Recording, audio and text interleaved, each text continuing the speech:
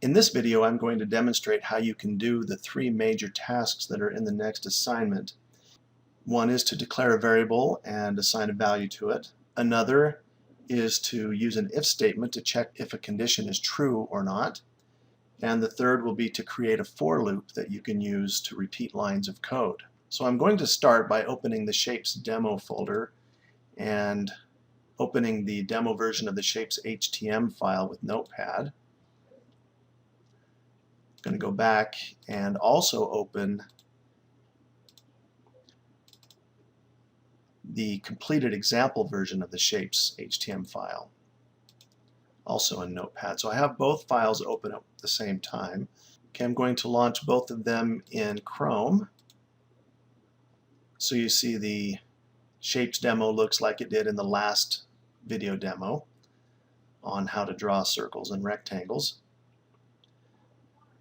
Now I'm going to open the completed version and you'll see that it's a little different. In fact, it's quite a bit different. In this completed version, what we've done is already created the variable and the if statement, and the purpose is so that we can have this kind of interaction here. So I'm going to show you what the end result is supposed to be, and the reason that we're doing this is so that we can have our users select either a square or a circle, and we're going to check which one is selected. We're going to check if the circle is selected or if the square is selected. So that's the reason for the variable and the if statement. If the square is selected and they select one of these color swatches, it will draw squares. If the circle is selected and they select the color swatches, it will draw circles. So how did we get here? We go back here and we see that we don't even have the same buttons. So let's quickly just copy the code over from the completed example with the buttons that we want. So we'll just select all of the button codes inside of this table cell and go over here to the demo version, and we'll just paste right on top of these buttons and save it. Go back to our demo version and refresh, and now we have the buttons that we want to have. So let's go back to Notepad and look at our code, and we'll look and see what kind of variables we have already in here. So we have the variables up here at the top that are used in the previous activity to disable buttons once they've been clicked. The purpose of variables in this activity, though, is to check and see what option a user has selected. If we look at the completed example, we'll see a variable up here at the top called square that we're using to see which shape the user has selected.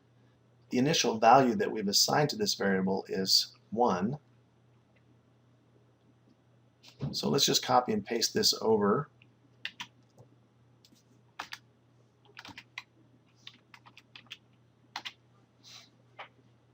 So with this variable copied and pasted in here, we've really done the first step of the assignment, which is to declare a variable and assign a value to it.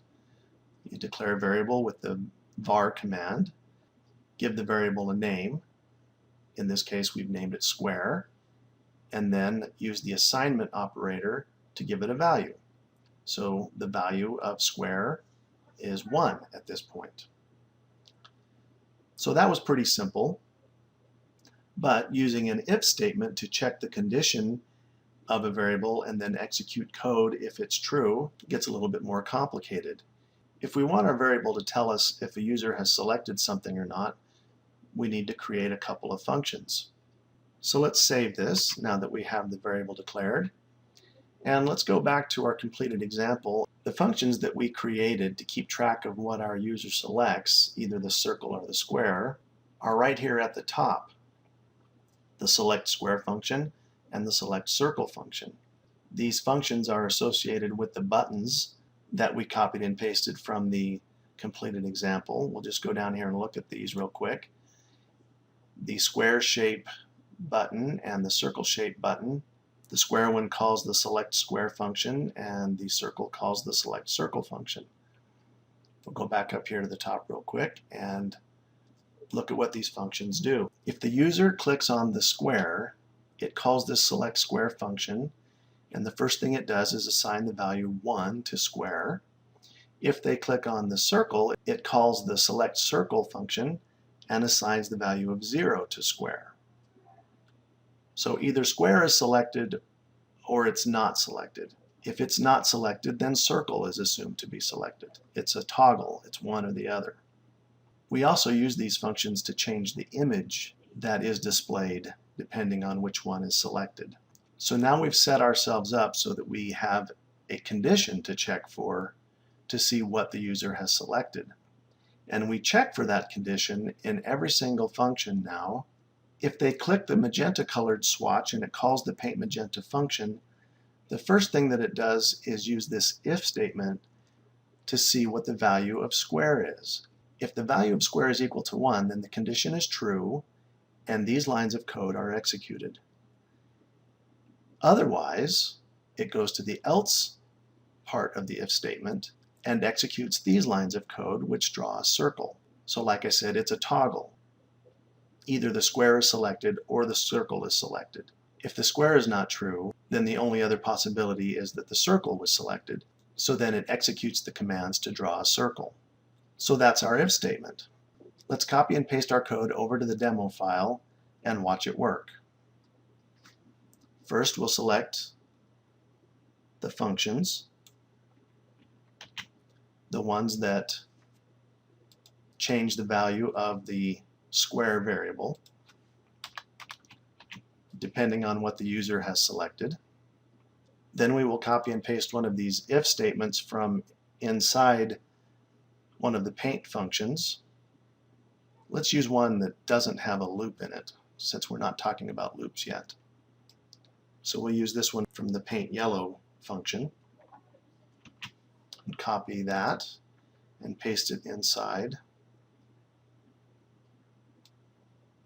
We'll just replace the if statement that was already there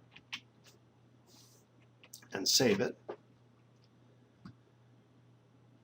Then go here to the browser and refresh it, and we'll check to see if this works. With the square selected, we'll select the yellow swatch and it draws a yellow square. With the circle selected, we click the yellow swatch and it draws a yellow circle. So our if statement is working. Now let's go back and look at that loop that was in the paint magenta function. Here in the completed example, I kind of glossed over this because we weren't going to talk about loops yet. But now it's time. So here's how a loop works. This for loop has a statement 1, a statement 2, and a statement 3. In the statement 1, we declare some variables. In the statement 2, we check to see if a condition is true or not, very much like an if statement, only the word if isn't actually in here. But in our heads, we would say if radius is less than 122, then we continue to run the loop. And in the third statement, we change the value of a variable. The most practical use of this statement is to change the value of the variable that is being checked in the if part or in the statement 2 part of the for loop command. So we're increasing the value of radius until it is no longer true, so that the loop will eventually stop. So we start with the value of 1 for radius and the value of 30 for x, and as long as the value of radius is less than 122, we will draw this circle. And then we increase the value of radius by 30 each time until it is more than 122. And radius is here in the circle drawing command, so we start with a radius of 1, we start with a small circle, and we continue to draw bigger circles until we have the size that we want, and then we stop. So let's copy and paste this if statement from the completed example over here into the demo code.